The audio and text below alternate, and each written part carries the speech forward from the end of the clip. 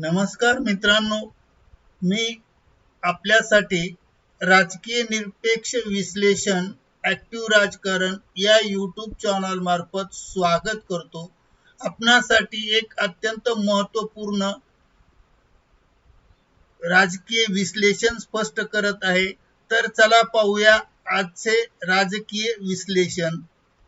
मित्रांनो, आजचे विश्लेषण आहेत बिग ब्रेकिंग न्यूज. आज सुप्रीम कोर्टात सुनावणी. 6 खासदार अडकले, विलिनीकरण बेकायदेशीर, तर ओम बिर्ला अडचणीत.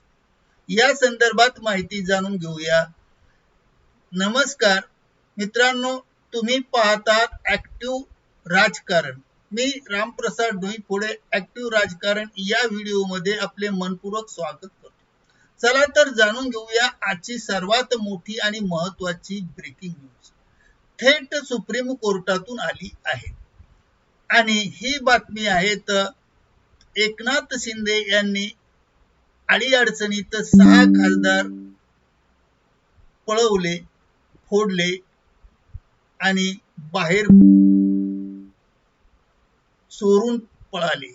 त्याप्रमाणे हे खासदार घेतल्यानंतर त्यांनी मुंबईत सभा घेऊन त्या मुंबईतील सभागृहामध्ये त्यांना प्रवेश दिला. तर या संदर्भामध्ये महत्त्वपूर्ण माहिती जाणून घेणार आहोत आणि म्हणून खरं तर ही लेटेस्ट आणि ग्रेटेस्ट बातमी आहे. गेल्या 18 जुलैला लोकसभेचे अध्यक्ष ओम प्रकाश बिर्ला यांनी एक सर्क्युलर काढलं. हे ओम प्रकाश यांनी सर्क्युलर काढलं सचिवासह. त्यात काय म्हटलं? उद्धव ठाकरे गटाचे 6 खासदार मशाल चिन्हावर निवडून आले होते आणि जे एकनाथ शिंदे यांच्या शिवसेनेत गेले, त्यांच्यात विलिनीकरणाला मान्यता दिली. आता हे खासदार पावसाळी अधिवेशनात सत्ताधारी एनडीएच्या ट्रेझरी बेंचवर बसत आहेत. त्यामुळे ठाकरे गटाचे लगेच सुप्रीम कोर्टाने दार ठोठावले. म्हणजे ठाकरे गटाने सुप्रीम कोर्टामध्ये दार ठोठावलं. दक्षिण मुंबईचे खासदार अरविंद सावंत यांनी याचिका दाखल केली सुप्रीम कोर्टात.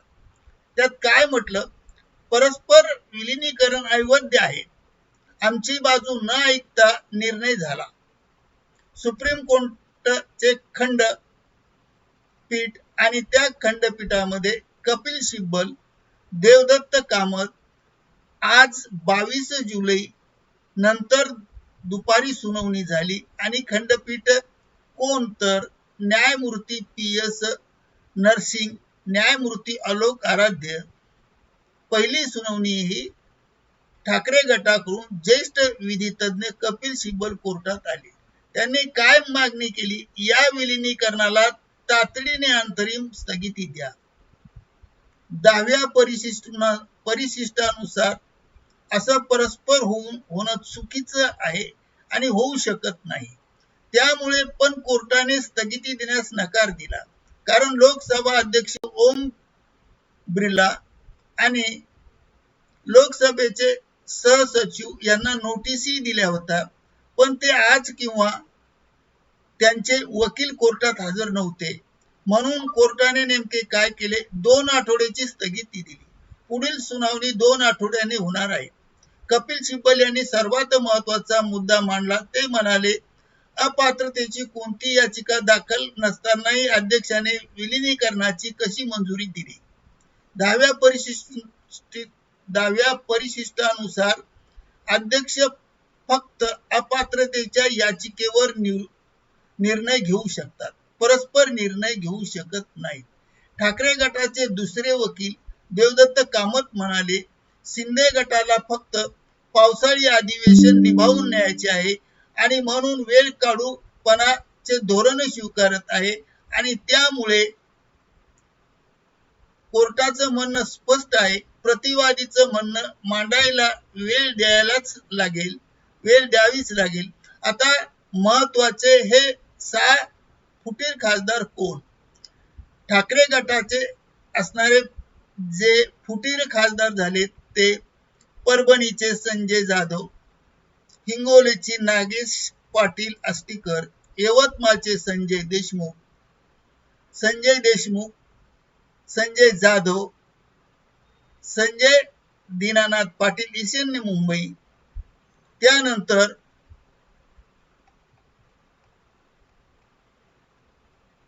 एकनाथ शिंदे यांनी जाहीर सभेत कार्यक्रम घेऊन त्यांना प्रवेश दिला. कोणाकोणाला प्रवेश दिला तर तो संजय देशमुख यवतमाळ, संजय जाधव परभणी,